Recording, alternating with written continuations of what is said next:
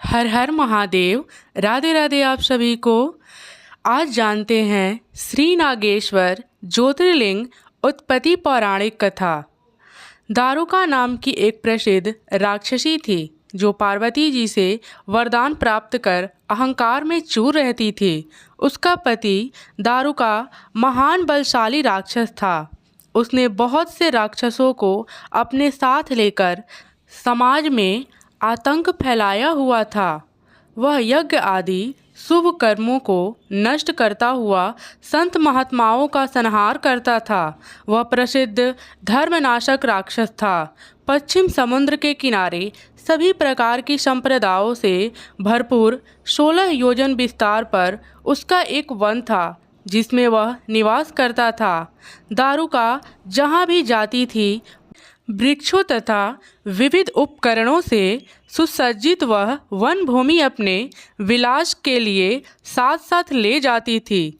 महादेवी पार्वती ने उस वन का देखभाल का दायित्व दारुका को ही सौंपा था, जो उनके वरदान के प्रभाव से उसके ही पास रहता था।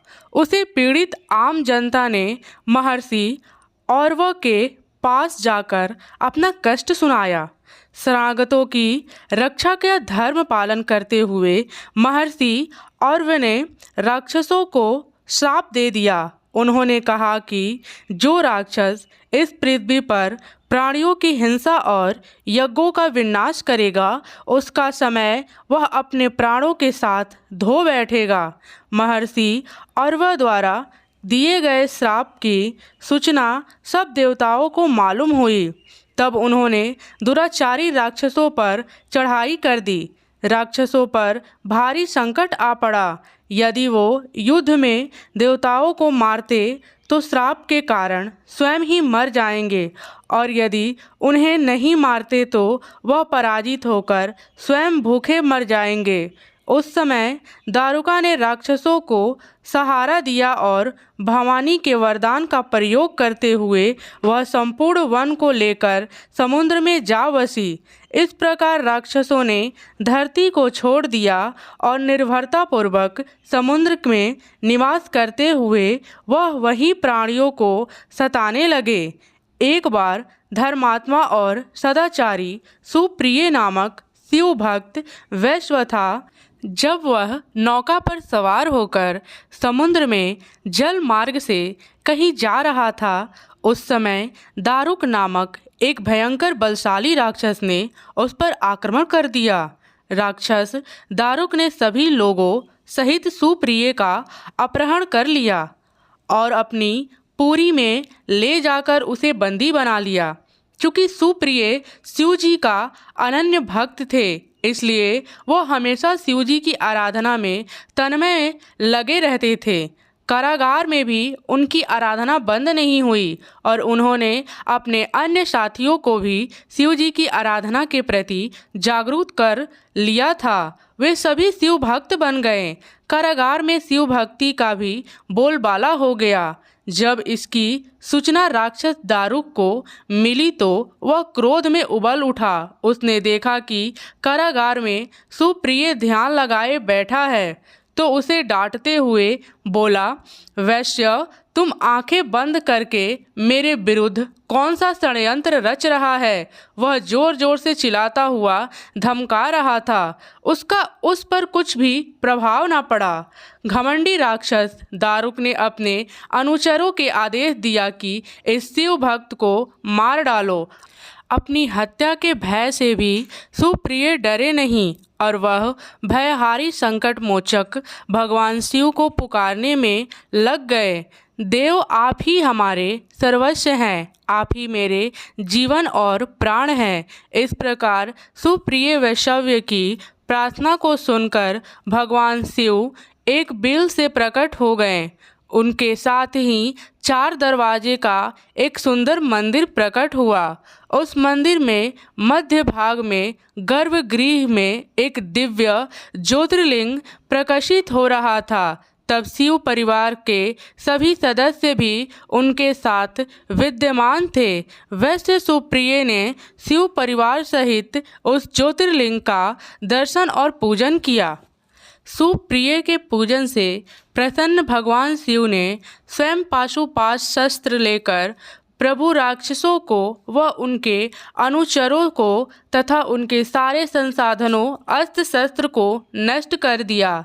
लीला करने के लिए स्वयं शरीर धारण करने वाले भगवान शिव ने अपने भक्त सुप्रिय आदि की रक्षा के बाद उस वन को भी यह वर दिया कि आज से इस वन में ब्राह्मण, क्षत्रिय, वैश्य तथा शूद्र इन चारों वर्णों के धर्मों का पालन किया जाएगा। इस वन में शिव धर्म के प्रचारक श्रेष्ठ ऋषि मुनि निवास करेंगे और यहाँ तामसिक दुष्ट राक्षसों के लिए कोई स्थान न होगा। राक्षसों पर आए इसी भारी संकट को देखकर राक्षसी दारुका ने दीन भाव से देवी पार्वती की स्तुति की। उसकी प्रार्थना से प्रसन्न माता पार्वती ने पूछा, बताओ मैं तेरा कौन सा प्रिय कार्य करूं? दारुका ने कहा, माँ आप मेरे कुल का रक्षा करें।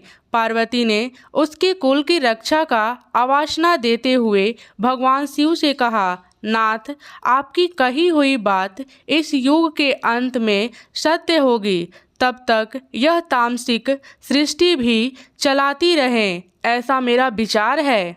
माता पार्वती शिव से आग्रह करती हुई बोली कि मैं भी आपके आश्रम में रहने वाली हूँ, आपकी ही हूँ, इसलिए मेरे द्वारा दिए गए वचन को भी आप प्रमाणित करें। यह राक्षसी दारुका राक्षसियों में बलिष्ठ मेरी ही शक्ति तथा देवी है, इसलिए यह राक्षसों के राज्य का शासन करेगी। ऐसे राक्षसों की पत्नियां अपने राक्षस पुत्रों का पैदा करेगी, जैसे मिलजुल कर इस वन में निवास करेंगे, ऐसा मेरा विचार है। माता पार्वती के उक्त प्रकार के आग्रह को सुनकर भगवान शिव ने उनसे कहा, प्रिय तुम मेरी भी बात सुनो। मैं भक्तों का पालन तथा उनकी सुरक्षा के लिए प्रसन्नतापूर्वक इस वन में निवास करूंगा। जो मनुष्य वर्ण आश्रम धर्म का पालन करते हुए श्रद्धा भक्ति पूर्वक मेरे दर्शन करेगा वह चक्रवर्ती राजा बनेगा। कलयुग के अंत में तथा सतयुग के आरंभ में महासेन का पुत्र वीरसेन राजाओं का महाराज होगा। वह मेरा परम भक्त तथा बड़ा पराक्रमी होगा। जब वह इस वन में आकर मेरा दर्शन करेगा, इसके बाद वह चक्रवर्ती सम्राट हो जाएगा। तत्पश्चात बड़ी बड़ी लीलाएं करने वाले शिव दंपत्ति ने आपस में हर्ष विलास की बातें की और वहीं पर स्थित हो गए। इस प्रकार शिव भक्तों के प्रिय ज्योतिर्लिंग स्वरूप भगवान शिव नागेश्वर कहलाए और पार्वती देवी भी नागेश्वरी के नाम से विख्यात हुई। इस प्रकार शिव ज्योतिर्लिंग के रूप में प्रकट हुए, जो तीनों लोकों को कामनाओं के पूर्ण करने वाले हैं। नागेश्वर ज्योतिर्लिंग के दर्शन करने के बाद जो मनुष्य उसकी उत्पत्ति और महात्म्य संबंधी कथा को सुनता है वह समस्त पापों से मुक्त हो जाता है तथा संपूर्ण भौतिक और आध्यात्मिक सुखों को प्राप्त करता है।